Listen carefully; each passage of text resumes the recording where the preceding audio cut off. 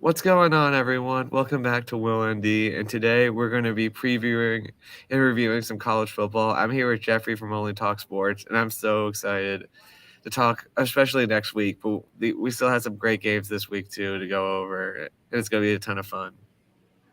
I can't wait. Thanks for having me on, Will. And week 4, I mean, this is one of those weeks where you've got Josh Pate saying never schedule a fall wedding. This is it. This is Yeah. why he says that. You do not want to miss week 4 of college football. There's going to be some great games. We're going to be recapping week 3 as well. But week 4 is definitely when a lot of the fun stuff starts. That's going to be a lot of great games.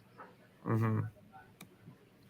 And talking about week 3, Georgia had a scare. Georgia, I remember back in 2019, it was similar. Mm-hmm. Similar sort of game. I'm like, okay, is Georgia going to blow it again at home against South Carolina? But Kirby's talent was just too much for Beamer's Gamecocks. Yeah, I mean, I watched some of this game, and for a minute there, I mean, South Carolina was going tit for tat. I don't know if it's just Georgia, not like in full gear yet, like they're not at their peak potential. They're still trying to work things out, or South Carolina legitimately, played really well and gave it everything they had. It's kind of hard to tell. But I mean, Rattler's not getting a lot of help. If he had more help and had some of the weapons he had last year, like Jaheim Bell, for example, that's out at Florida State, like that's a tough loss. I think possibly South Carolina could have maybe won that game, but he's just not getting a lot of help through a couple picks because he was rushed all day. And Georgia pulled out with a fairly comfortable win, not super comfortable. They got the job done. Mm-hmm. Yeah, still, I don't know. Maybe no one looks invisible so far this season, so Which is makes it fun. Yeah. Mm-hmm. Even the Wolverines looked a little sketchy against Mm-hmm. Bowling Green. They All three definitely of the haven't been opponents getting that they've normal. played, they haven't blown out yet. All the small teams they played. Mm-hmm. And Buckeye Mike, yes, we are here. My mic wasn't working, so I had to get that out of the way. But it's glad it wasn't nothing too serious. And UGA did get a little lucky, man. I mean, that could have been ugly. That could have been brutal. But how about this Florida State Boston College game? What the heck was going on? Boston College probably looked worse than Northwestern in the first 2 weeks. Almost losing to Holy Cross, who can't give scholarships. And they barely beat Holy Cross, a team with basically guys like you and me. Okay, a little better than that, but still. Yeah, I don't know what happened in this game because Florida State was up 31-10. It was kind of one of those games where it's like, okay, we've got a comfortable lead and we're going to take our foot off the gas. I have no idea. And I don't know if the weather was too impacted by the hurricane or anything like that, the tropical storm. I don't know if I didn't really watch any of this game until like the end. It didn't seem like there was really that much adverse weather, but Florida State, it probably was then taking their foot off the gas. But that's not a good sign because like you said, Boston College lost to Northern Illinois, almost lost to Holy Cross, and then you almost beat Florida State, a team that shellacked LSU. It makes absolutely no sense. Florida State is going to have to clean that up and make sure that they don't overlook any more opponents. So they could drop a game like this. That was a poor ending to that game, but they held on. A win's a win. Yeah. And UM did beat ECU by 27, but still, you would think that Michigan, with what ECU lost, they would win by more than that. Yeah. I mean, it's a good win, but like Will said, they could have won by 40. I mean, it is what it is. BC, and yeah, I mean, I agree to an extent, but still, like, it should have never gotten this close. Like, okay, maybe it could get to like 10 points, but like, I don't know. Yeah, and I mean, the look ahead to Clemson, I can understand that, but Florida State still should have won this game by at least 14, 17 points, something like that. There's no way it should have been this close. I thought they were going to win by 40. I mean, Boston College, the way they've been playing, the way Florida State's been playing, I didn't think it would be close, but they let Boston College almost get the upset of the year, potentially. That would have been crazy. That might have been bigger than like App State, Michigan, man. That would have been insane. Even though I think the narrative wouldn't have been that because people are like, well, App State's a smaller school, Boston College is Power 5. But yeah, it would have been basically the same magnitude, not by more, especially when you realize how bad BC's been to start the year. Texas was down early against Wyoming as well. Took care of business in the second half. The kind of the reverse of what Florida State did. Ohio State finally looked dominant Yeah. for the first time. We'll talk about the Buckeyes later. Mhm. What the heck is going on with Alabama's offense, man? Jalen Milroe's the guy. I mean, I've talked about this earlier today, and I've basically said that Jalen Milroe is the most athletic quarterback Alabama has, and with the way that offense is, it's not as dominant as it's been in the past. They don't have as many playmakers as they've had in the past. Milroe's athleticism, even though he's going to make mistakes, it's going to make Alabama a better team. I'm not saying that they're going to be as good as they've been in the past. They could lose 3, 4, 5 games. Who knows the way that they look? But I do think Milroe, if he played in this game against South Florida, they're not winning that game 17-3. He might throw a pick or two, but they're going to win this game like 35-3 because he did throw a couple really good passes against Texas, and unfortunately Buckner and Simpson just didn't show anything. Mm-hmm. We got traveling fools here. Miami's looking good, my friend. Miami is looking good. I'm happy for you. And I gotta send you this photo. I was with Santana Moss tonight. He did a little get together for like Skins fans, and I gotta send you that, my friend. But yeah, I got to hang out with one of your own. That's awesome stuff. Yeah, Miami is looking like it's in late 90s, early 2000s again. Maybe that's a little too far, but hey, it's not bad. Not bad at all. Mm-hmm.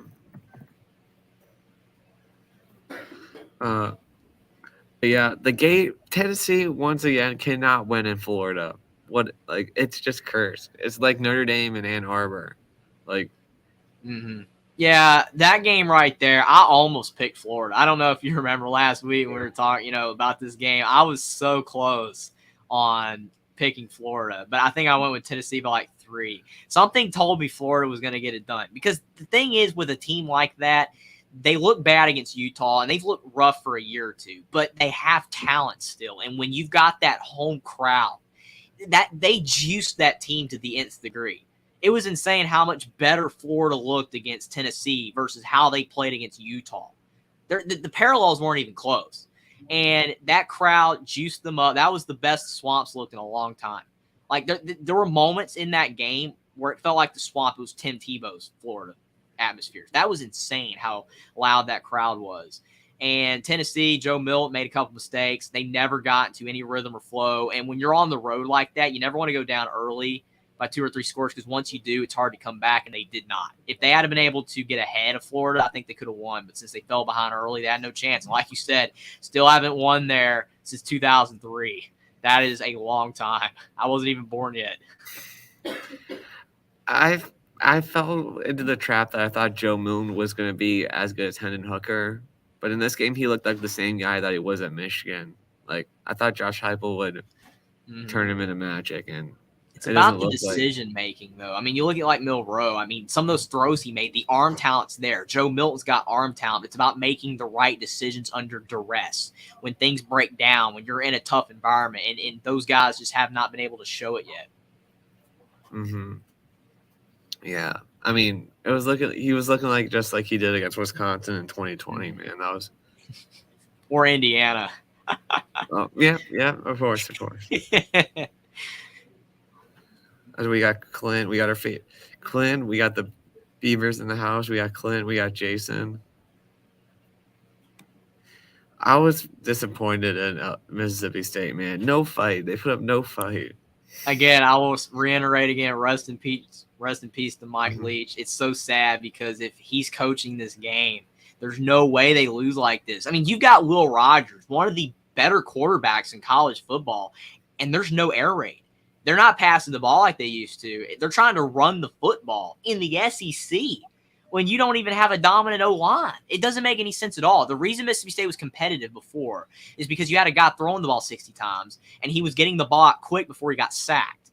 That's what Mike Leach did. This offense here is not going to work. They're running the ball too much. They don't have the O-line to do it against the great D-lines in the SEC, and Will Rogers gets destroyed out there. I don't even know if he's going to survive the season.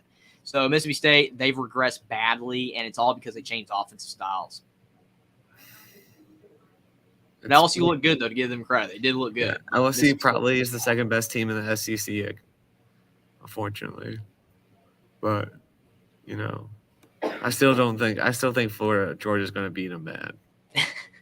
We'll see. I mean, can't count a couple other teams out, but I can definitely see LSU rising to the. I mean, Bama could get it together, but we'll see. We'll see. Man, the Big 12.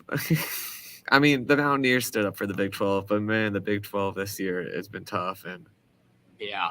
In this game right here, I watched toward the end of it, and the yeah, kicker hit a 61-yard field goal, which is the longest field goal in SEC history. Crazy that no one else kicked a field goal that long before and made it. But the thing with this game is that, yes, there was, I think, some weather in this game, some rain. I think that was causing both teams to make mistakes, but both teams were making insane errors late. Like Missouri was making a mistake. Eli Drinkwitz, I thought, was going to lose his mind because like he's like, I got to win this game. This is for my job. Kind of like with Neil Brown at West Virginia. We're going to get to it, but I was seeing Eli Drinkwitz. He literally had his hands in his head, on his head, like at one point in the game. It was unbelievable how upset he was when they were making mistakes. And then same thing with Kleiman at K-State. He was upset. Both quarterbacks, played well. Brady Cook for Missouri, Will Howard for K-State. Both had good games. But that field goal kicker saved the day for Missouri. And that was a big win for them. I'm surprised they didn't get him ranked. I know that the top 25, it doesn't make sense like Mark Rogers, but it's a pretty good top 25, I think, this week. But I felt like Missouri could have sneaked in there, but it is what it is. Good win for them, though, in Drinkwitz. Yeah, it'll be interesting to see how far they can go, if they can maybe knock off a Florida or a Tennessee. Yeah, and the week before, they beat Middle Tennessee State 23-19. So was that looking ahead? Remember what me and you were talking about? Yep. Were they looking ahead? Maybe they were.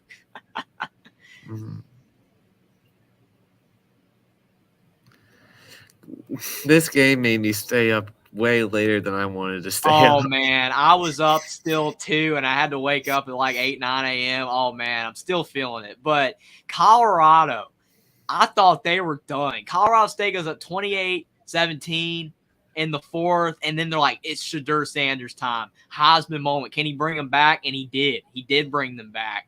And that overtime, I mean, that one guy for Colorado State, Torrey Helton, that receiver, he had like 16 receptions for like 140 yards and a touchdown. It was insane. He was catching everything. It was all these crossing routes. They kept running the same thing, and Colorado kept falling for it.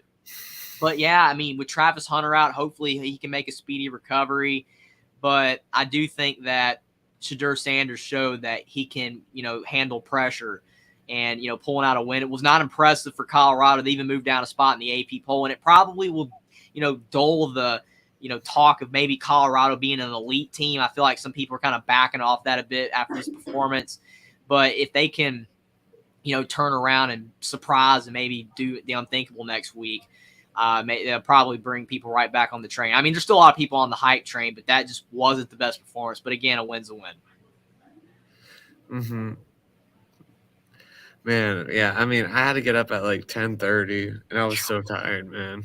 It was worth it, though. It was a great game, but man, the thing that was so cool, though, is about a program like that with Colorado is if that was like Alabama doing that, even though I know it's kind of a bad example because of how they're playing right now, but or Georgia doing that, their fans would be upset. Like if they won that game. But with Colorado, because they haven't been good so long, those fans were going crazy. They were like, we're beating Colorado State. We did it in double overtime, and they were just cheering like there was no tomorrow. That was awesome.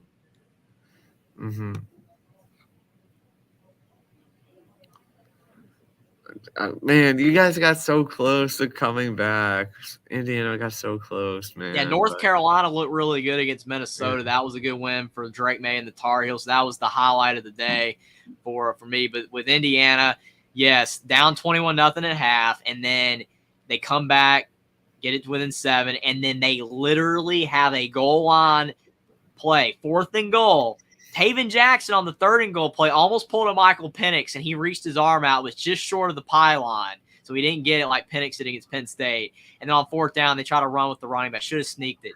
Why don't you do the push?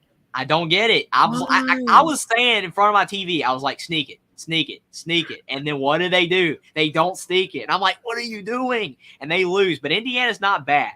I think this proves that Indiana's not bad. The play calling still – but I do feel with some of the talent that's been acquired for Indiana, especially on defense, their defense has been pretty good. They figured out Louisville in that second half. I still think Indiana could be a bowl team. Not saying they will make one. I still got them going 5-7. but they're better than last year. But unfortunately, because of bad play calling, they lost. Yeah, disappointing for the Hoosiers, but maybe they can pull off an upset. Wake was Man, down big against Old Dominion, and they came back and survived. yeah, the quarterback for Old Dominion, I went to high school with them, so I was kind of pulling for him for school pride. That's cool. Yeah, Yeah. they were doing really good. This one guy, I didn't see the second half, but I flipped to the game for brief. This one guy for Old Dominion receiver, like 5 receptions for like 170 yards and a touchdown at one point. He was hauling in like 40 something yards of completion. It was insane. But yeah, Wake came back. Harvey had a big game, man. He did. Mm-hmm. But yeah, I was watching. We were all watching it at our lunch, and we were like, "Come on, ODU," and they're like, "No, they aren't going to do it." But yeah, I agree, Jason. It's insane to take a shotgun snap. You got to just sneak it. Iowa State, Matt Campbell. It's bad. It's really getting bad for Matt Campbell. You can't lose to Ohio. You just can't do that. I don't know. Iowa State, it's a far cry from Brock Purdy. is their offense worse because of Cade McNamara and Eric All? Is it the worst offense in the Power 5? What? Iowa State, I mean, I don't know what to say. I mean, 7 points. It's just they can't get it figured out. I mean, I get they don't have as much talent as they had before, but you're not supposed to lose that game. I mean, it's not as bad as Boston College losing to Northern Illinois, but it's still pretty bad. Yeah. Oh, Clint's right. It probably is Arizona State. Yeah, I would say it was Indiana if they had got blanked against Louisville, but no, they're pretty decent. Taven Jackson threw for 300 yards, most yards by QB since Penix, so pretty impressive. Mm-hmm.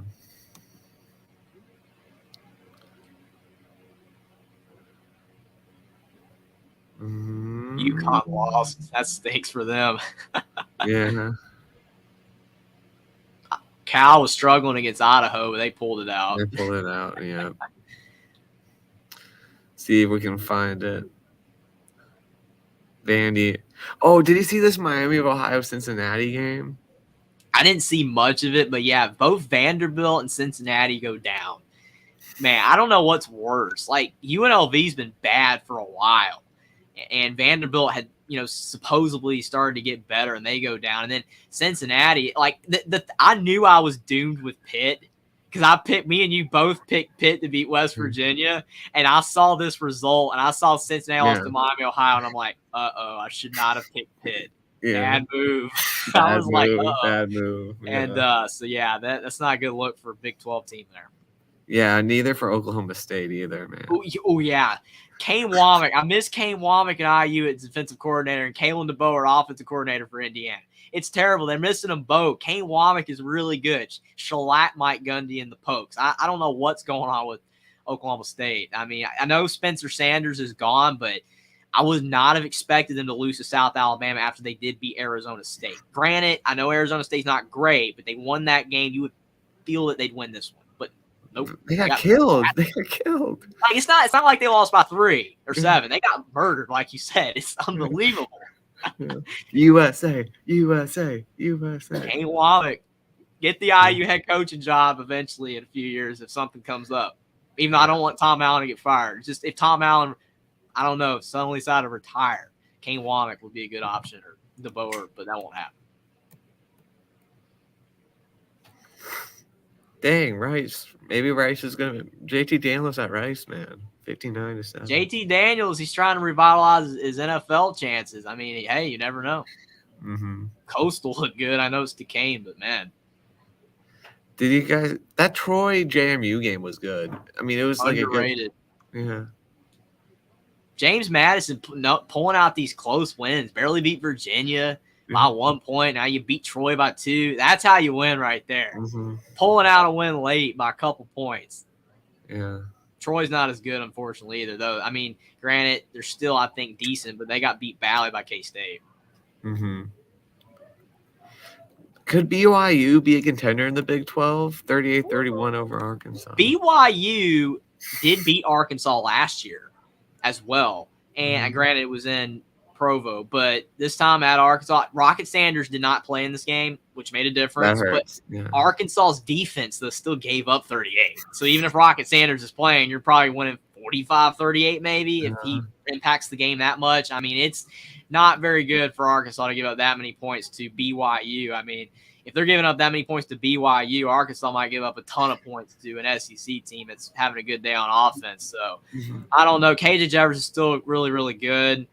But, man, I expected Arkansas to win this one. I thought they'd get revenge on BYU. But good win for Cougars, man. Like you said, maybe it'll set them up well in the Big 12 confidence-wise. And another big win for the ACC, Syracuse beating Purdue. I got to stop picking Purdue. The minute I stop picking Purdue, then they're going to win. Because I keep picking them and they're losing, but if I stop picking them, they're going to start winning. Because I picked Purdue over Fresno, they lost. I picked Purdue over Syracuse, they lost. Good win for the Cuse. I mean, usually they're known as the team that always wins, in the dome, and that's it. But, hey, they went on the road this time. And Garrett Schrader, running all over him. I think Garrett Schrader had almost like 200 rushing yards or something. 195, yeah. Yeah, it was insane. So, yeah, he had like 180-something passing yards and 190 rushing yards. So he had like almost 400 total yards. So he had a good day all around, and Purdue was not able to slow him down.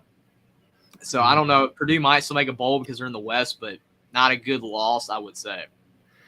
In the backyard brawl, what a kind of an ugly game. I miss Phil Dracovic at Boston College. Freshman year, Phil Dracovic, pre-injury, he was good. And then he started getting all those injuries behind that O-line, and now he's just a shell of his former self. 81 yards, 3 picks. In the game before last week, before this past game against Cincinnati, he was 10 of 32 passing. And then in this game, he only throws for 81 yards and 3 picks. And his picks aren't even like, oh, they're tipped and they're picked. No, they're just bad throws. Like, he is not Phil Dracovic for Boston College. And I hope he can get back there, but it's not looking like it. West Virginia, this was the win of all wins for Neil Brown. No matter how ugly it looked, he won the backyard brawl. First ever win for him in the backyard brawl against Pitt. And I don't know if they're going to be a bowl team, but this at least keeps them afloat for now, barely. It's crazy, man. Back in the day, I guess we could say, back in 2019 with Ian Book, Notre Dame fans were kind of doubting Ian Book. They're like, he's not good. Especially after that Michigan game. They're like, we want Phil. Brian Kelly would not put in Phil Dracovic, no matter how much fans wanted him to put him in. He was really good, though, at Boston College. And then when we saw him at Boston College, we're like, see, Kelly, this is why you got to put in Phil Dracovic. I think if he hadn't got injured, I think he'd have been fine. I don't know if it's shaking his confidence. I don't know. It's hard to tell because look at Penix. I mean, he tore his ACL twice and broke his collarbone at Indiana. And look at him now at Washington. He's just gunslinging it out there. But with Dracovic, he gets hurt several times and he hasn't recovered. So I don't know. It's every quarterback's different. But yeah, I think it's that offensive line at BC last year they were like bringing in defensive linemen to put it in, man. I see why Keaton Slovis left. I'm not gonna lie. I get why he left. He's doing good at BYU. Yeah, man. I don't know. I feel bad for Phil. Happy for the Mountaineers, though. Happy for Jason. Happy for Joey. Happy for Paul. Happy for Coos. They needed that win, man. The Mountaineer fans can be happy. Can finally be happy. So congratulations, Jason, and all your Mountaineers. Stanford, man. Lost to your former team. Oh, man. Troy Taylor. I was like, when I picked Stanford last week, I think I said to you, he's got to beat his old team. He's got to do it. No, couldn't do it. His old team got the better of him. Sacramento State, good win for them. But, man, I mean, you can't, I guess, in a way blame Troy Taylor because when you're playing your former team like that, they're going to play hard. They're going to do everything they can to win. But, yeah, it just shows Stanford's not good right now. They got a lot that needs to go their way in the future in the next couple of years to help them turn it around. And I know they're in the ACC soon, but, like, even in the ACC, they're going to struggle. They got to get better. And that's another team that's their O-line's not good at all. I mean, Tanner McKee was struggling last year, and now quarterback this year struggling. It's just not looking good for Stanford. Of course, Jason thinks Neil Brown should still be gone. Yeah, it's kind of like you talk about like Edward with Brad Brownell at Clemson basketball. He does just enough to keep his job, and he gets so mad about that. And then you had Clay Helton for a while at USC to Antonio Rickerman. It's like, no, he won another game. It's keeping his job alive. It's like same thing, with Neil Brown. It's like, is he going to, get enough wins to keep his job for now? And everyone wants him gone, but he's just doing enough. It's crazy. Yeah. And of course, Traveling Fools thinks Miami's going to go 412-0 now. We'll see, man. 413-0, 413.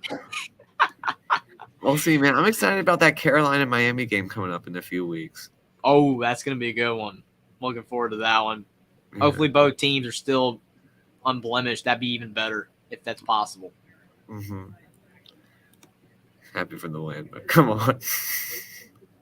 Hey, well, I mean, you got to give them a little bit of love. I mean, their defense did good. Granted, I mean, basically Pitt was gifting them free possessions, but still, I mean. And that crowd was great. Can't deny the Mountaineer crowd. Mm-hmm. Clemson with a bounce-back win. Still not ranked. Yeah. They're hanging on. They're like 26. They could beat Florida State. That would be huge, for their momentum. That's going to be interesting. That's going to be an interesting game to talk about. In a battle of teams that needed the win in the Big 12, TCU gets off to a 1-0 start, and Houston loses their first one. Yeah, Houston, they're not looking good at all. I mean, Dana Holgorsen, you talk about an underrated coach that's on the hot seat, it's him. He's not being really talked about because, I mean, his record's not bad, but other coaches at Houston have been fired for better records. I mean, he's just not getting it done. And this is one of those teams where it's like you're joining the conference at the wrong time. Houston, if it was a few years ago joining the Big 12, they probably have been more ready for it, but not now. They're just not looking like the team that they used to be. And yeah, I would be shocked if Holgorsen's there much longer. That this was a bad loss. Yeah, West Virginia fans went 2-0 this week because they like Dana Holgorsen and Morgan. Who's the last coach West Virginia fans liked? Did they even like Rodriguez? I mean, I don't even know. It was the coach after Rich. I think they liked, right? What was the guy's name? Ooh, strip sack, touchdown Steelers. Oh man. Yeah. TJ Watt. That's crazy. Mm-hmm. Got the double Monday Night Football. It's crazy. Mm-hmm. Steelers take the lead. All right. Arizona State, man. I mean, I think an underrated result there, though, is Texas State putting up 77 on Jackson State. Like, that's crazy, too. 77 points. So that's wild. But, yeah, Fresno State is still pretty good. I mean, I think a lot of people thought they'd drop off after Hainer, left. He has graduated and all that. And, I picked Purdue, like I said before.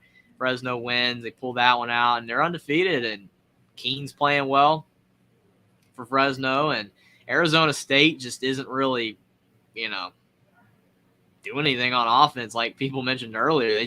They're not getting anything done on the offensive end. So I think that Fresno State, they're a good team. Probably Arizona State really struggling, which the more you look at that Oklahoma State win, I mean, again, it's not really surprising they got beat by South Alabama. Mm-hmm. Jason says Rich Rod and Bill Stewart. Yeah, Bill Stewart. So you guys like Rich Rod? You like them both, Jason? I mean, they were good with Rod under Gino. I mean, when that offense, but like, I don't really know. The gauge of the West Virginia fan base. I just know they don't like Neil Brown. Yeah. Jason likes them both. Yeah. All right, let's look at week 4. Kansas. Pulled out over Nevada.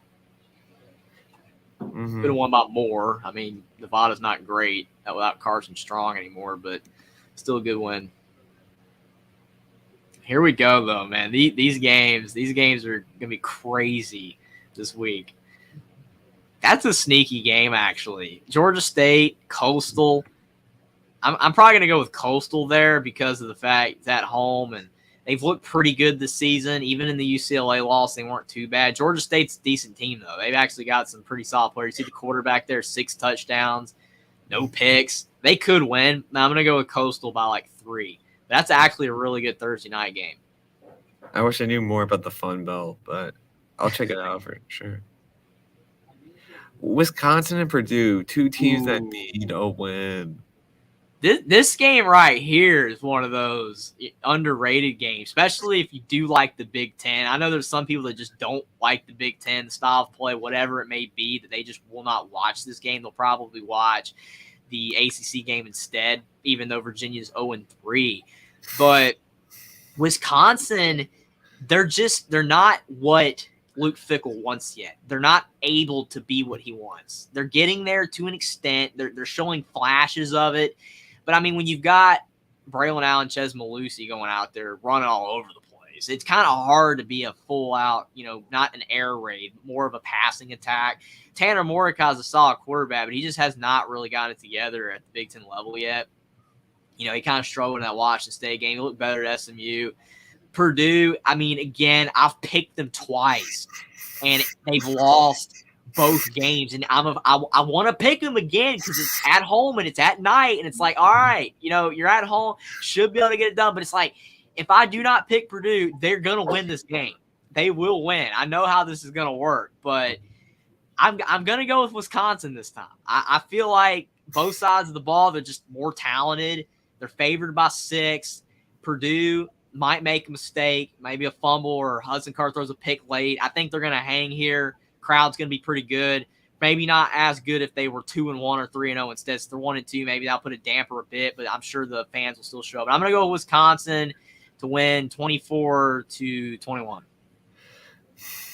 I'm going to go with Purdue, man. I don't know, man. Wisconsin hasn't looked good, man. Purdue really hasn't either, though. That's the thing. Neither team's looked that good. I don't trust either of them. I mean, I want to pick Purdue, like I said, but I don't know. I'm gonna give Wisconsin a shot here. I'm gonna pick them by 3. Mm-hmm. But if Purdue wins, I'll just have to go back to picking them. Yeah, I don't know, man. Like, I haven't been impressed at all by Wisconsin. Purdue looked pretty good against Fresno State, but their defense kind of got exposed against Syracuse. Yeah, and Garrett Shrader running all over the place. That could help with Wisconsin's rushing attack, possibly running all over Purdue. We'll see. Like I said, I wouldn't be surprised if either team won, though. Yeah, let's at least touch a bit on the NC State-Virginia game, just because Brendan Armstrong's going back to Charlottesville. He's probably going to get booed because of how he left. Yeah, I mean, I don't blame him for leaving. I don't like those situations either. It's like Chris Beard, going from Texas State to Texas. You remember that whole debacle there. Yeah. But, I mean, same with coaches. It can be for players as well. Now, especially in the portal era where this is becoming more common, intra-conference transfers, they happen more frequently than ever. And Brennan Armstrong, he just has not been the same guy that he was at Virginia a couple years ago, and he had that great year. And I feel like looking at a guy like Brennan Armstrong, this could be a game where he either plays really well because he wants to beat his former team, or it could be a game he really struggles in because of the fact that he's trying really hard not to possibly, make mistakes on the road. And maybe that will juice up, Virginia to try to beat him. But Virginia hasn't been able to get a win yet. And they looked pretty decent against Maryland early, but then they just completely fell apart. Couldn't beat James Madison. I don't trust the Cavaliers to get this done. I mean, if they won again, like with Purdue, I wouldn't be shocked. I'd be more shocked than if Purdue won. But I'm going to go with NC State. I think Armstrong he might make a mistake or two, but I'm going to go with NC State to beat Virginia, probably 31-17. Mm-hmm. Yeah, I agree. I do think that Virginia will win. I'm going to go 35-14. I do think that NC State to win 35-14. I do think they'll pile it on. But, yeah, I'm probably just going to tune in to see Brendan Armstrong come out, see him get booed, and then probably change the channel back to Wisconsin-Purdue. Yeah, again, unless you're a person that's not a Big Ten fan, I'm sure that's what most people are going to be doing. Mm-hmm. So we look at the Saturday games. I think Boise will beat San Diego State. That's a decent game, but not as good of a game as it's been in years past. Yeah, we'll go back to the ND Ohio State game. We'll save that for last. Yes. 3-0 teams there, Rutgers, Michigan. I mean, there you go. Michigan, maybe. I Michigan mean, hasn't looked great so far. People are like, JJ threw a couple picks against Bowling Green. this will be Ohio State's favorite segment right here, the way that we're juicing up Rutgers a little bit here. They'll be like, yes, Michigan's going down. No, I mean, Rutgers, their defense, to their credit, has been good. It has legitimately been good. And their offense is not great outside of the running back. You see 5 touchdowns, 357 yards on the ground, but their passing attack just isn't there. I don't know. I think Rutgers will slow this game down. I'll be shocked if Michigan does end up winning by like 24 points, somewhere in that range, 24 to 30, because I think Rutgers is really just going to slow it down. Unless Michigan finally starts to open up a bit because they're playing a Power 5 team in a conference, so maybe then we'll start to see Michigan really open up, because Michigan has not been doing that in their, first 3 games of the season. And you're also going to have Jim Harbaugh back as well, something that wasn't there the first 3 weeks. I don't know. I got Michigan probably winning in the neighborhood 31-14. Mm-hmm.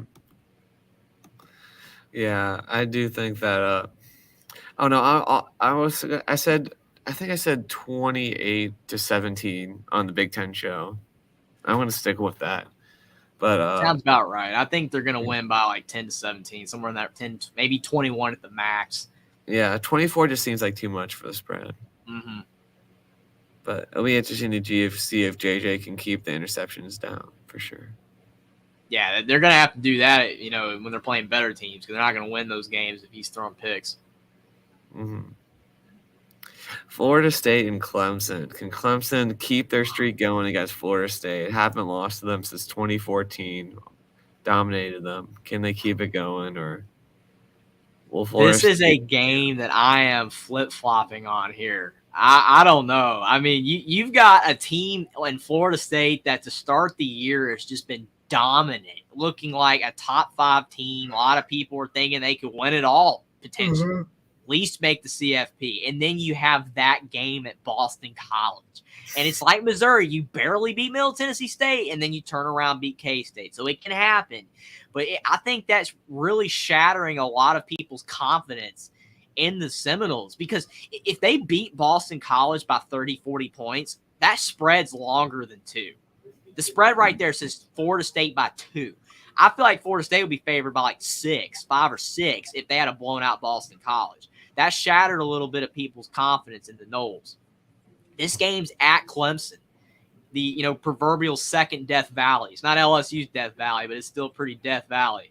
So that crowd's going to be insane. Cade Klubnik, though, is going to have to not make mistakes. He cannot go out there and throw 2 picks in this game. This is not a game that you can do that in. Travis has mostly been composed, had some hiccups against Boston College. I'm going to let you pick this one first, because I'm telling you, even right now, I'm legitimately still going back and forth on this one. I think Death Valley is going to be like the swamp. Mm-hmm. I think they're going to do. I don't know. I think that Florida State just can't do it yet. Maybe in a couple years, man. But I'm going to go Clemson 31, Florida State 28. Man, you did it. You did it. I was going to see if you were going to do it. But that's actually the way, because I am a massive home crowd guy. I know I picked Wisconsin. To beat Purdue.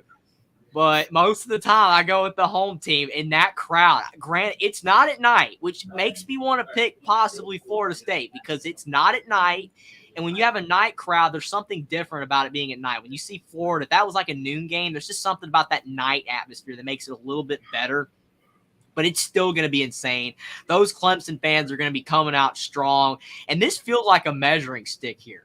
Like, if Clemson loses this game, it's almost like a passing of the torch type of game. Kind of like when you had, Florida and Alabama back in 2009 with Tim Tebow. When Alabama won that game, it knocked Florida off the pedestal, and Alabama became the team to beat. Now, and then when Georgia finally beat Alabama, now Georgia's the standard in the SEC. They've taken that pedestal away. If Florida State can win this game, if Jordan Travis can legitimately go on the road, knock out Clemson, and get a big win and get people's confidence back with the Seminoles after that rough performance against Boston College, I really think that you're seeing a passing of the torch. Florida State's going to be the new standard of the ACC. I don't know for how long. It might just be for a season or two, but there's going to be a momentum shift. Clemson's on their last legs here, being dominant. They're not what they used to be, nowhere near so. The portal, they're not using it, so they don't have as much depth as they used to have to be able to rotate players like the other elite programs.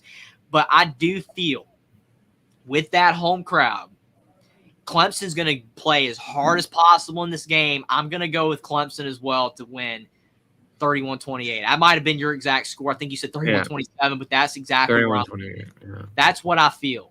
Because Florida State, they're really good, but they're new to this. Clemson's the old, they're used to this high expectations and momentum here. I think it's going to be really close, but I think Clemson's going to get it done and get back in the top 25.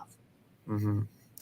I agree. It's got to be. I mean, it would have been a primetime game if Clemson was still ranked, I bet, if they would have beaten Duke, but should have just put Clemson at 25, though. You should have just had them 25th. It's kind of like South Carolina, North Carolina. Put South Carolina at 25th for these games. You got to do that.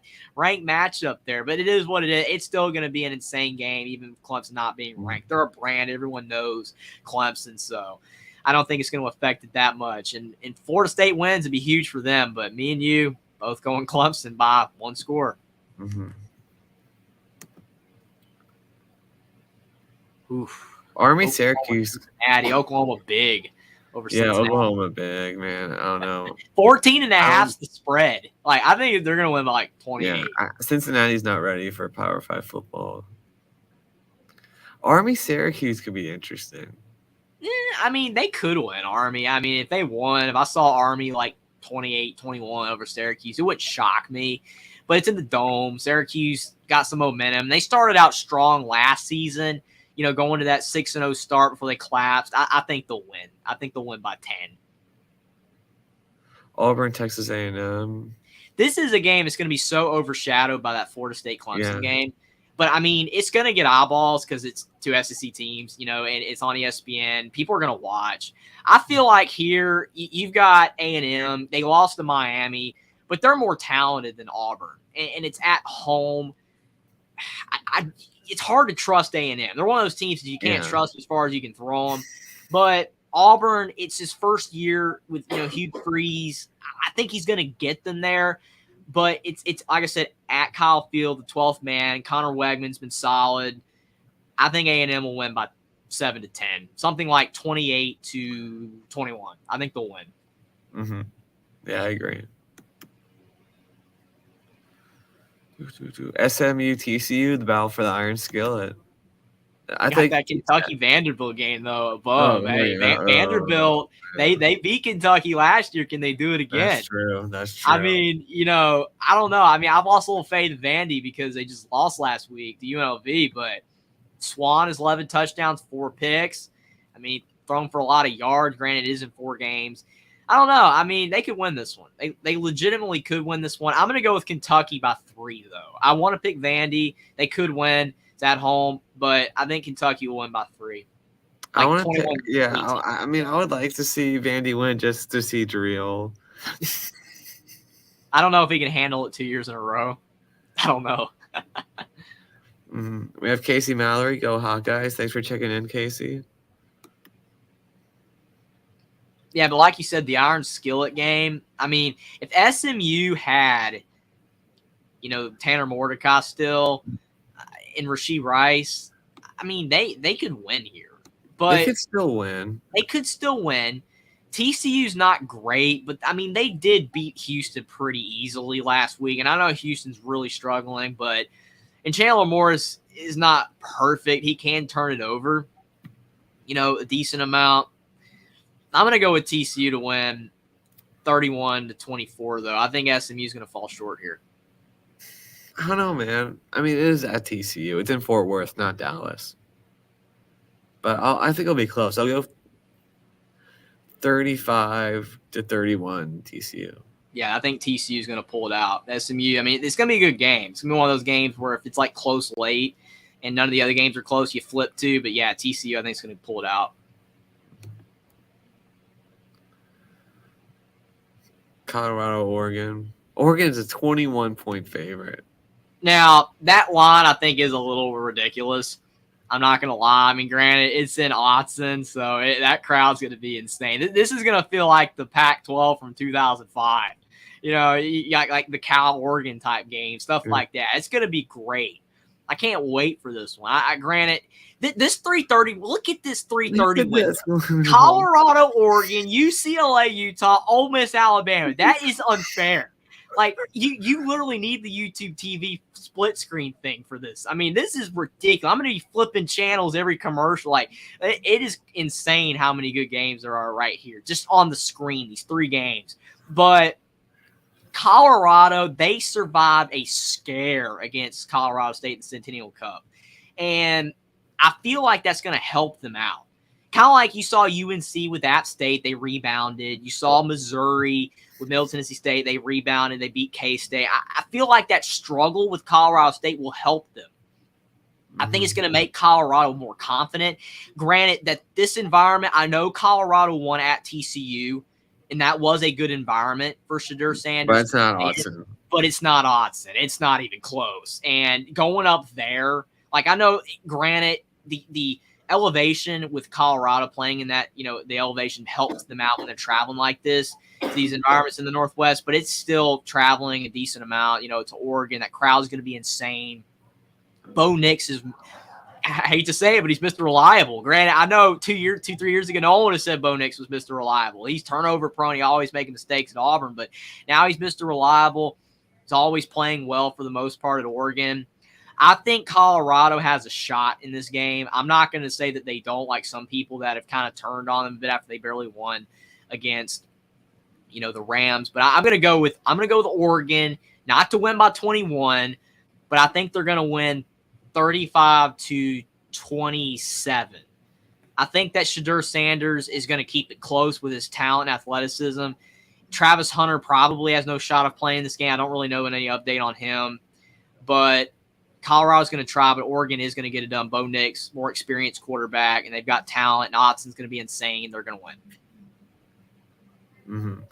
I don't know, man. I kind of feel like Colorado's going to fall apart without Travis Hunter. I don't want them to, just because it's exciting. Yeah. But imagine if they won this game, though. Think about it. The hype would just start again. It would be like the second wave of prom hype. Like, it would be unbelievable. I think it's going to be 42-14 Oregon. I don't know. I went 35-27. I just feel like it's going to be close. I think Shedeur Sanders is going to keep it close. But regardless, I think Oregon's going to win. Yeah. So, I mean, even if they get blown out like you think, I think Oregon's going to win. But we'll see. I mean, it is going to sting, though, once Colorado does get that blemish, because you're not going to be hearing about prom as much. It's been – I know a lot of people have got probably tired of all the media and hype about it, but it has been a great story. Mm-hmm. Yeah, I think Bucky Irving will have a big game on the ground for sure.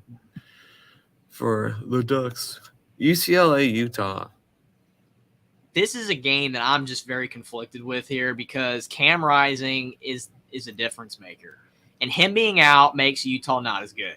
And I don't think he's going to be playing in this game. I haven't heard any indication that he will be available for this game. If he was, and if he was playing all year, I'd pick Utah in a heartbeat. But UCLA, though, Dante Moore has been good. He's showing as advertised for sure. He's showing his athleticism. He's running the ball. Utah's only favored by 4.5. That tells you a lot, because it's in Rice-Eccles. They're only favored by 4.5. 3-point advantage is usually the spread. So if you're favored by 3, it's usually the home difference, the home field advantage. So a lot of people think UCLA could win this one. And UCLA, they had a lot of success last year. They beat Washington in a big game. So they're capable. I don't know. I think that Dante Moore can get it done, but I feel like Rice-Eccles is still going to be too much. The home crowd of Utah is insane, and that's where a lot of teams go to lose. Even USC last year, granted it was with Rising. I think Utah is going to win 28-24. I'm not confident in it, though, because of the fact that Cam Rising's probably not playing, and their backup quarterbacks, Bryson Barnes and Nate Johnson, they're solid, but they make more mistakes than Rising. But I think they're going to get it done with the home environment. I don't know, man. Like, I gotta lean UCLA without Cam Rising. I just think he's that big of a difference. I'm going 31-27 Bruins. I'm not trying to just be like Mr. Argumentative here, but No, you're good. I mean, I want to pick UCLA, but I mean, Rice Eccles, they don't lose there. They yeah. never lose. And I mean, it would be huge for Dante Moore to win this game, like his first massive road test. I mean, like he can make a couple mistakes in this game because of that environment. I mean, that's how much of a difference Rice Eccles made. Kind of like Autzen, you know, some of these environments. Look at Tennessee at the Swamp. You know, that's why I'm such a home field advantage guy. That's why in 2020 when there were no fans, it made everything different because you don't have those environments. The environments change games. The crowd can sometimes be 14 to 21 point difference. So, like if UCLA is 14 points better than Utah, you know, on a neutral or at UCLA, Utah crowd makes a difference. So, I mean, you could be right. I almost went UCLA because I know I'm heavily picking home team, except with Wisconsin, but I'm going Utah. I could be wrong, though. Ole Miss, Alabama. Can Lane Kiffin finally do it? Can Lane Kiffin finally beat Nick Saban? This game right here and the Florida State Clemson one are the two games that I've flip-flopped the absolute most on thinking about these games. Because I'm looking at it, Jalen Milroe's back. I mean, he's back from the bench. And the way I'm looking at it, I don't know how good Texas is. And this is the problem here. Since we do not know how good Texas actually is, it makes picking this game harder. Because you can look at it on the one hand and say, well, Jalen Milroe kept Alabama in the game just as much as he blew it with the 2 picks. But he also had a couple really good throws as well, especially that long throw, 70-yard touchdown pass that kept Bama in the game longer. If Texas is an elite team, then I think that makes it more justified in picking Alabama.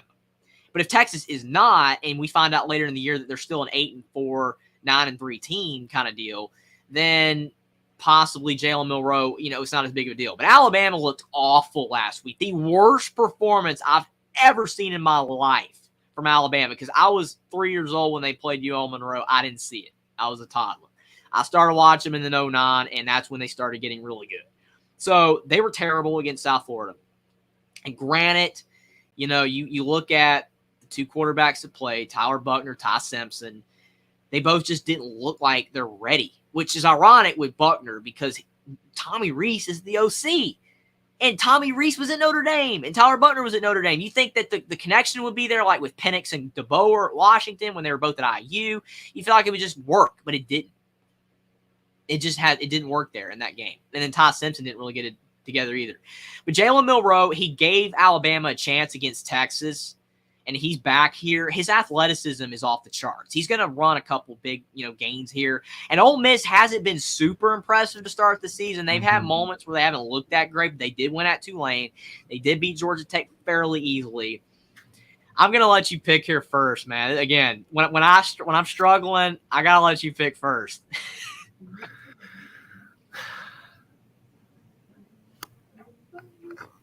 How many interceptions will Jalen Milroe throw?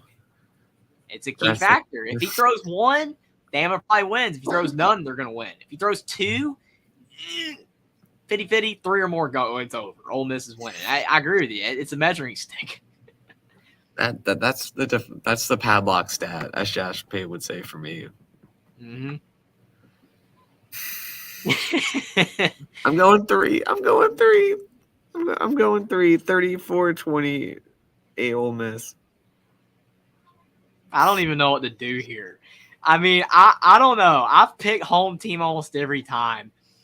And Alabama is not what they have been in the past. They're not what they used to be. The DC, Kevin Steele, that defense, he's just not getting them to play at the level that they've been in the past. I mean, they used to hold Leonard Fournette to, 10, 15 yards in games. Now they're giving up a lot of yards on the ground. And you've got Quinshon Judkins, who is really good. I mean, can Alabama slow them down? And then with that D-line that's not playing as well. And then you talk about the offense. I mean, again, like you said, padlock stat of Josh Pate. I mean, what if Milroe throws 2 or 3 picks and they're, one's a pick 6? I mean, that could just completely change the game if he can keep the ball under control. And Alabama runs plays that benefit his style of play and keeps him out of trouble, I think Alabama has more talent, could still win. I don't even know here.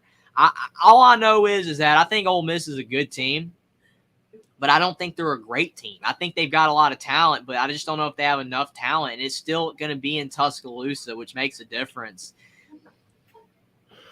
This feels like a Clemson. It's a measuring stick. This is like, is Alabama, is the dynasty over? Is it completely gone? Is Alabama really not what they were? Are they going to start to collapse and be a 9-3, 8-4 team every year? I'm going to give Alabama one last crack. I'm going Alabama 31-28 over Ole Miss. We're going with the Crimson Tide. Alabama's going to find a way. Nick Saban's going to, get some of that juice from the Aflac commercials, bring it to the sideline. He's going to get his team going. Lane Kiffin's going to be frustrated. Jackson Dart in that environment might make a couple mistakes. We'll see. It's going to be close, but if Alabama loses this game and they're not impressive, then my mind's heavily going to shift on them. I'm going to go with Bama one more time. Now, Buckeye Mike asked, will they fall out of the top 25 if they lose? No. If they lose by like 3, no. If they get blown out by 20, probably, or very close to it. But no, if they barely lose, they won't fall out. But that means that they're going to be a 2-2 team. They still aren't going to fall out. You think Alabama's going to fall from 13 to out of the poll if they lose to Ole Miss, a team that they're going to put in the top 10 if they win this game by 3, if they lose by 3? No, they're not going to lose. They're not going to do that. They're not going to fall out of the top 25. They're not going to. It's not going to happen. All right. I don't know, man. I mean, I've never in my life been so nervous to pick Alabama. It feels like I'm in the minority here, even though they're favored by 7. Everyone's going Ole Miss. From what I can tell, I think Bama's going to win. We'll see.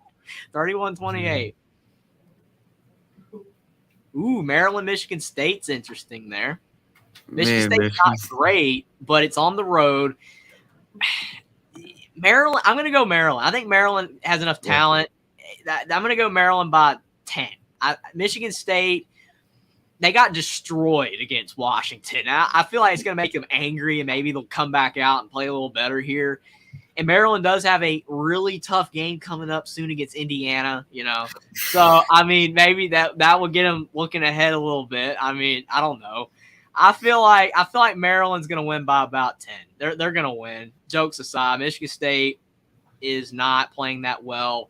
And Maryland, they have a good chance to move to 5-0 if they can beat Michigan State and Indiana in the next 2 weeks. I'll go 17.1 for Maryland. I just don't think Michigan State. I think they quit. It seemed like they just quit on the season. Yeah.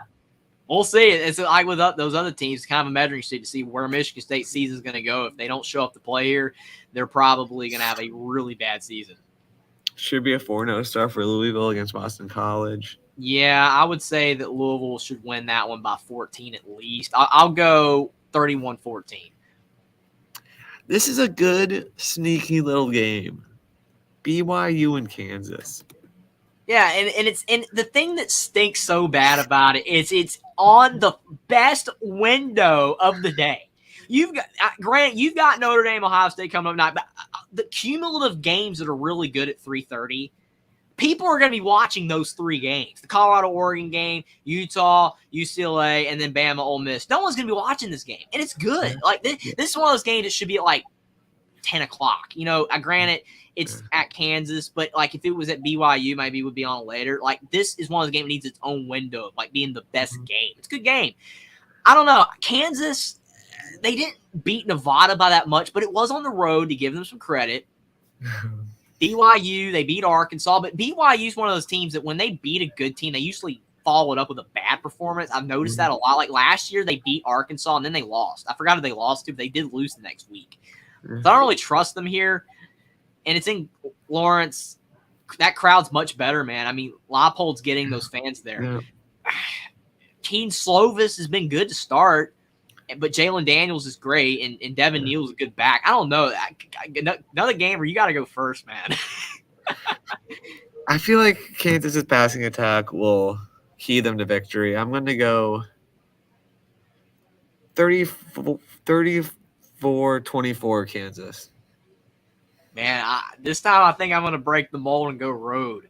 I'm going to go road team. I'm going to go BYU 31-28. I feel like the Cougars are going to get it done. Keith Slovis, very experienced QB. He's It's been in a lot of tough road environments before. I think we'll get it done. I don't trust BYU. I do not. And I know Kansas is favored by 10. Yeah. But I'm gonna go with BYU. That's my upset pick here. All right. Someone's got to win. Texas Tech, West Virginia. I'm going. Ooh, wait a minute. I'm going. West Virginia, their offense is not there. And Tech, to be fair, they put up 30. They put up 30 against Oregon, but it was at home. It's one of those environments, man. Country roads makes a difference. It's not the game no one's going to see either because no one's going to see this game. Well, people are going to watch, but like West not Virginia a lot fans, of yeah, well, just like Kansas BYU fans will watch them, but it's like, it's just in a bad time slot for, to get more coverage. I don't know. I think I'm going to go West Virginia 21-17. Their defense seems legit. I know Pitt's offense is really bad, but I think that their defense will stop Tyler Shaw enough, and Texas Tech will fall short. I'm going to go West Virginia. I'll go 28-24 Tech. I don't know. I feel like they have the more talent. So. Man, I'm picking weird games now. I'm going against the grain. Going against the spreads last two games. I got to get back on track. I'm going to regret these BYU West Virginia picks, I think. We'll see. Tennessee big. Oh, gosh. This game is... Ooh. Man, FS1 as well. Like, how is the West Virginia Texas Tech game on ESPN Plus, but this game's on FS1? Like, really? Like, I don't know. The offenses for both of these teams. Look at that. Look at that stat. The leading passer of the two teams has 549 yards, 4 touchdowns, and 3 picks in 3 games. That's bad. And look at the leading rusher only has 123 yards. I don't know. I don't trust either team. Iowa State just lost to Ohio. And Oklahoma State just got shellacked by South Alabama. So, I mean, it's like, what do you even want to do here? I mean, you go home team? Do you give Matt Campbell a shot, or do you go with Gundy? What do you think, man? I don't know. This is sad. This is a really sad game. Oh no.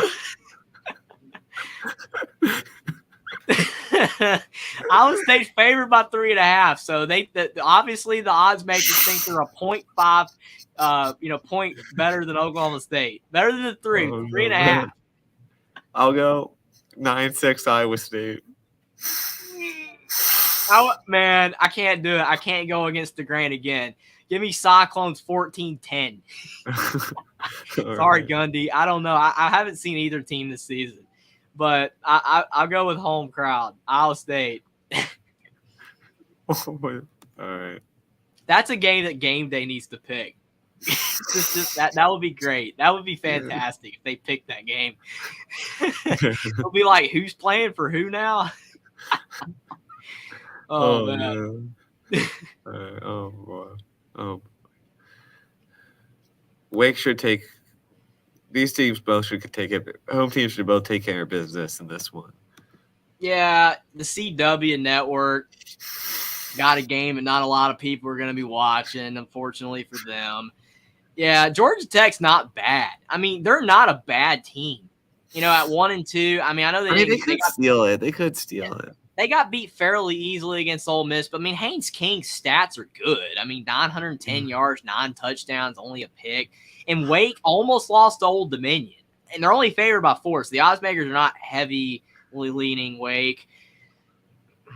I'll go Wake 28-24, but this is one of those games that I could easily see Georgia Tech winning. They're not terrible. Yeah, I'll go 31-28 Wake. I think they'll win it close. Mm-hmm. And then LSU, Arkansas, if LSU had a barely beat Mississippi State and then Arkansas had a beat BYU by a lot, this would be different. A lot of people would be picking Arkansas. But since Arkansas lost to BYU and LSU dominated against Mississippi State, and it's at night in Death Valley, that is not a good recipe there. I mean, at night, that crowd is going to be insane. KJ Jefferson's going to try, but he's not going to be able to do enough. I got LSU winning 42-21. Yeah, I'll go Oh no, I'll go 49-6. I'm sorry, my friend Sam. Ooh.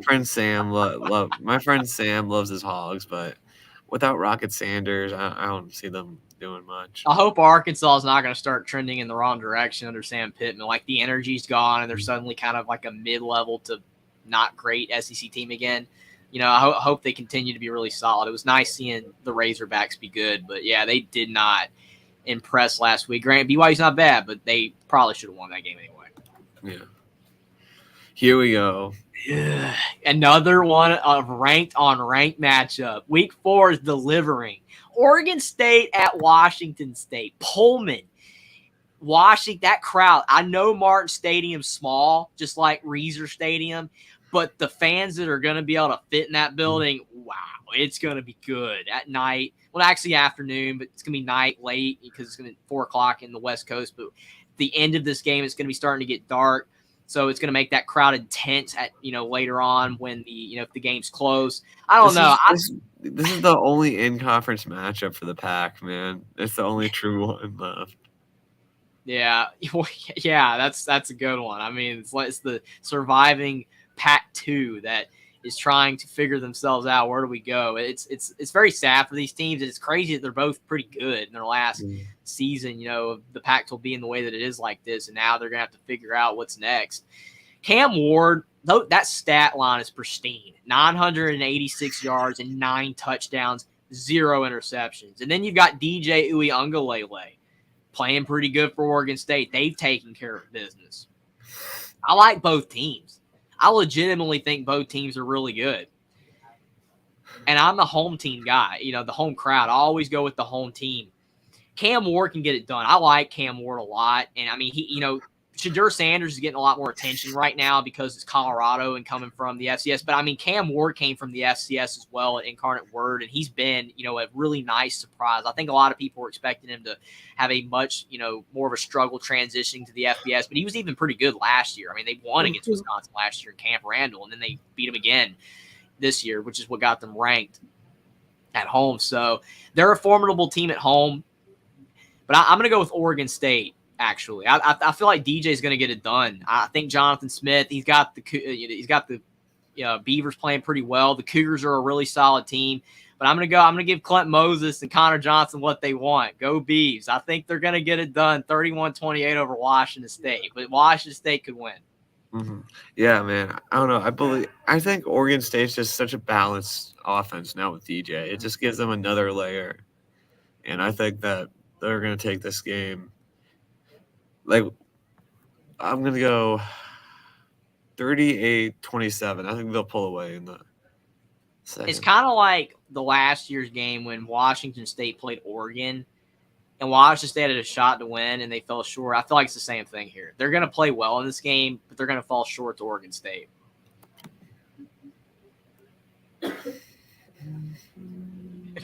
Watch Florida be struggling in that game, though. You know what I'm saying, though? Watch it be like Florida 28-24 in the fourth and Charlotte's driving or something, and then maybe they hold on, kind of like against South Florida last year. I can just imagine that happening, though. Mm-hmm. For sure.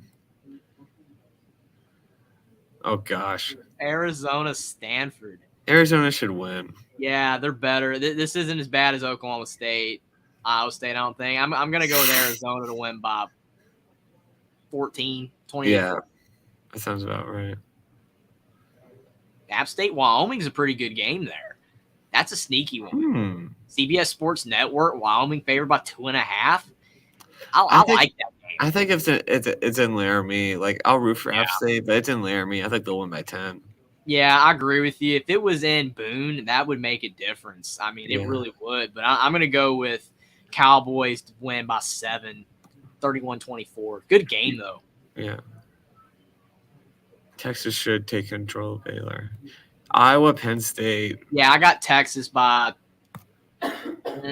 21, I guess. 17-21. Something like 42-21. Mm-hmm.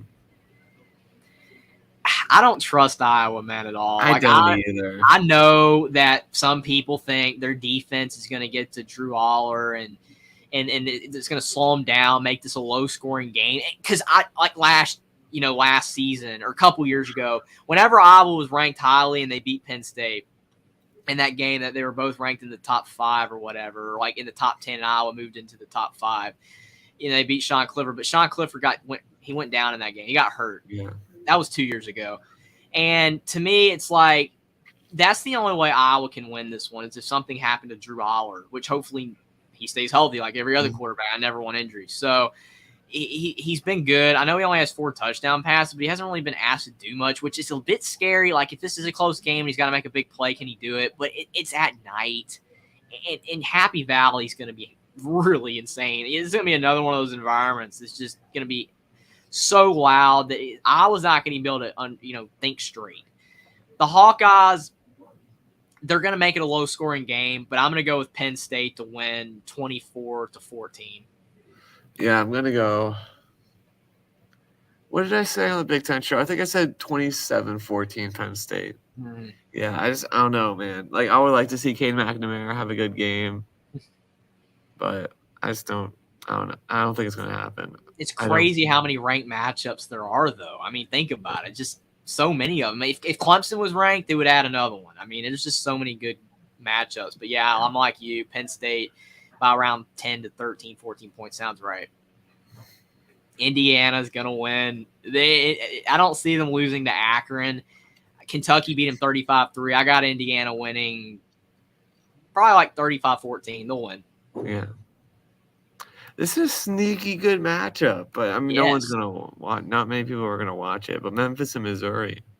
Yeah, this is one of those games that I'll flip on if the other games are not, super close. Like if most of them aren't close, and like I can just catch the end if it's a close game.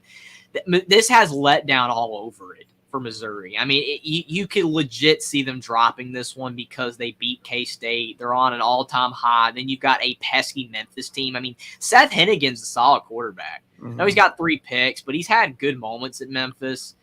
I think his O-line's not really doing him too many favors, which is why he's made a few errors this season. I don't know. I'm going to let you pick first again. I think Missouri's a better team, obviously, but they could lose. Yeah. I mean, Memphis didn't really impress me against Navy. Navy stayed in that game till the end, had the chance to win it, but got stuffed on 4th and goal. Mm-hmm. Or was it 4th and 1 at like the 15 or something like that? Mm-hmm. So I think Memphis will win by 10. Yeah. Like 34 to like 17. Actually, or 34-24. Yeah, I'm gonna go with Missouri to win by 3. I'm only gonna go by 3. I think that Missouri's gonna have a massive letdown here, but they'll pull it out 27-24. Mm-hmm.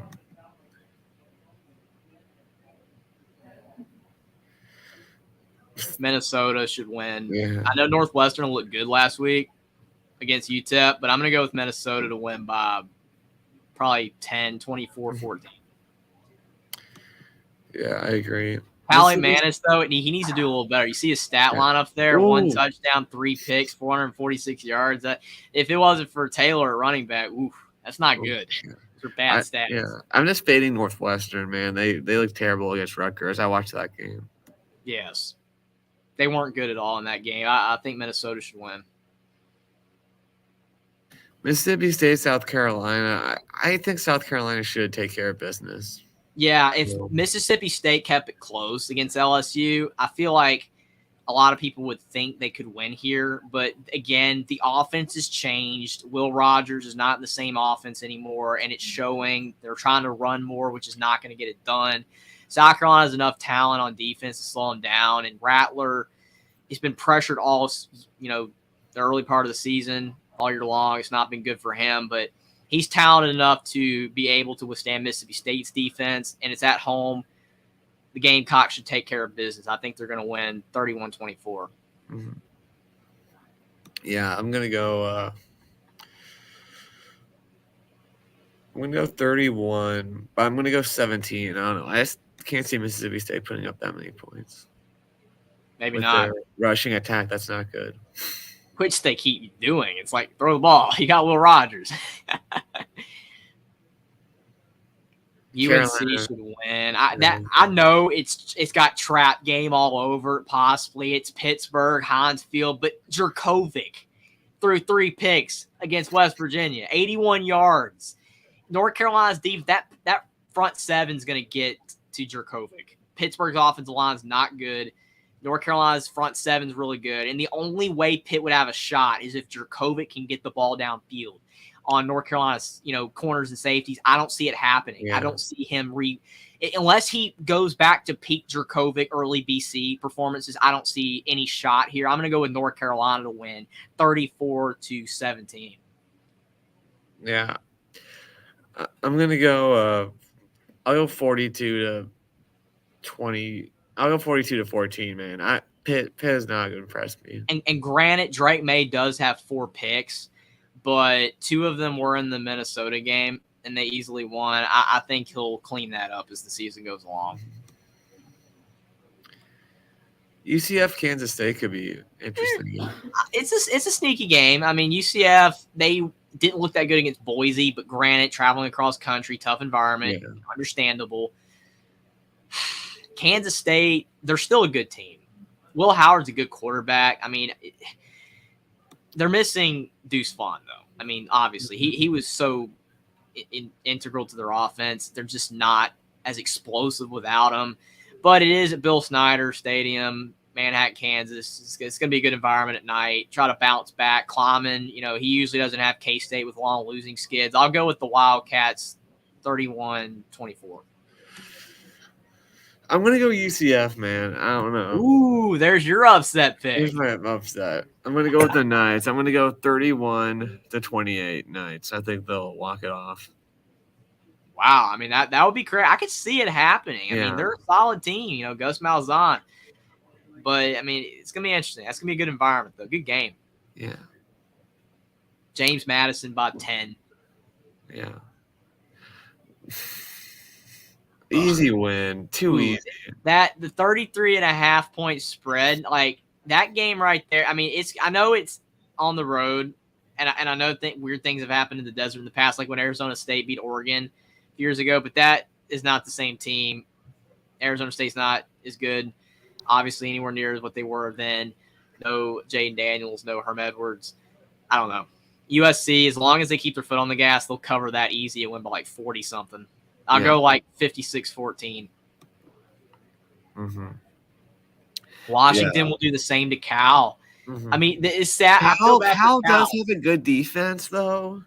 I feel bad for Cal that it's on ESPN. We're going to see this. As long as Penix doesn't get rushed, I'm going to go Washington 42-10. Mm-hmm. I think it'll be a little closer than that, but they'll win.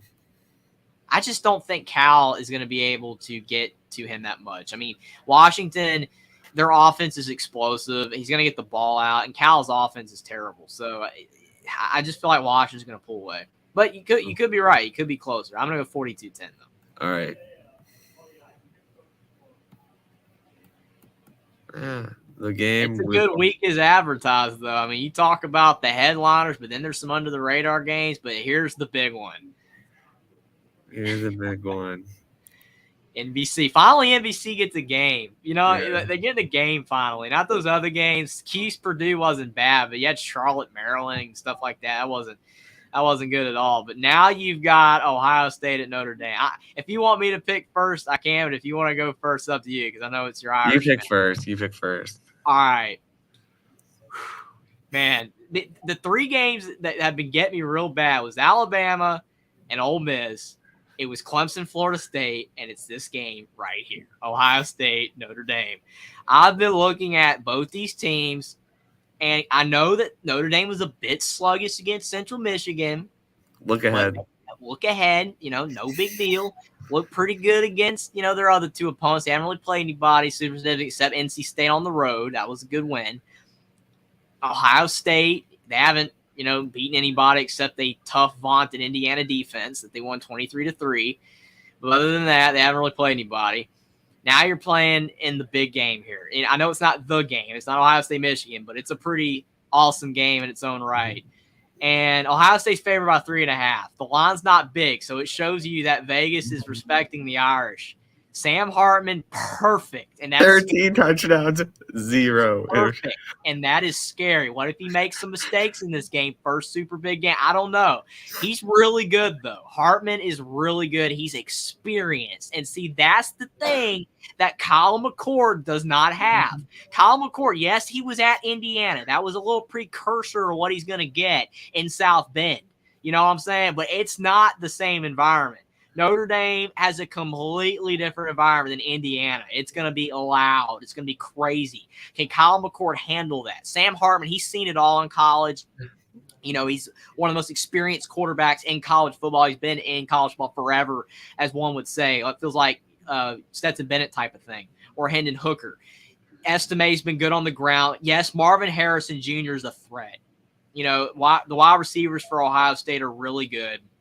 Henderson in the backfield.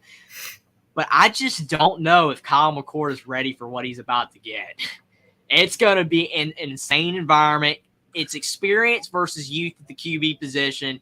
I know Ryan Day's been coaching longer at Ohio State than you have with Notre Dame and Marcus Freeman. But I think Sam Hartman is going to pull it out. I think he's going to throw some touchdowns down the field. He's going to stress that Ohio State secondary. And I don't know if McCord's going to be ready for the atmosphere. He might make a couple errors. I'm going to go with Notre Dame to beat Ohio State 35-31. Make me proud, Will. Got to do it. We got to do it. We got to do it. I feel like we're going to rush Kyle McCord. In Notre Dame second, I know Ohio State has great receivers, but Notre Dame secondary is very good. And I just don't think he can make – I think he's going to make mistakes. I think think Ben Morrison, Cam Hart, Xavier Watts, DJ Brown, they're going to get it. Someone's going to get an interception or two. Mm-hmm. And Sam Hartman, he did have a fumble against NC State. But besides that, he's been very good. I hope he might have to get it out a little earlier than he wants to as well. But I trust him a lot more than Kyle McCord to make the big plays. I think we're going to have some deep shots to Chris Tyree and Tobias Mayweather. We're going to get some touchdowns from them, some 70-yard darts. And I think we're going to see Audric Estime, J.D. Price. They're both going to have some huge runs. And I don't know. I think it's going to be a 31-28 Irish victory. It's going to be glorious. They're going to storm it's going to be a green out of Notre Dame Stadium, hostile environment, similar to a whiteout. And I think, this is just the perfect opportunity for Notre Dame. I mean, imagine if they had Michael Meyer from last season at tight end. That'd be even better for them. Poland State looks really awesome too, but it's early still. Good. It's still early. This is the time, though. You're playing Ohio State when they're potentially at one of their weaker moments because you've got a young quarterback that has never played in an environment like this. And you've got that experienced QB in Hartman. If they're going to get it done, it's Saturday, 7:30 on NBC. It's just when you got to do it. And me and you are both going Notre Dame. I originally had Ohio State, but the more I thought about it, and I'm a home field advantage usually on guy on picks, I'm going Notre Dame. We'll see. Yeah. We'll see. Fingers crossed. I'm feeling good. I'm feeling good about the game. All right, let's look at the polls. Like how Mike must not be in chat anymore. He'd be really upset. Yeah.